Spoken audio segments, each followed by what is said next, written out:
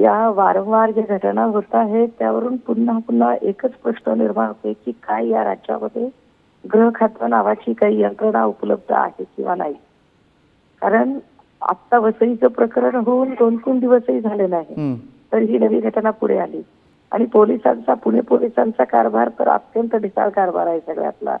यावरचं फार चर्चा न करता देवेंद्रजींची खरंच मोकळ व्हायची इच्छा आहे आणि झेपत नाहीये गृह खातं त्यांनी तात्काळ गृहमंत्री पदाचा राजीनामा दिला पाहिजे आणि इथल्या संबंध राज्यातल्या जनतेला आता आश्वस्त केलं पाहिजे.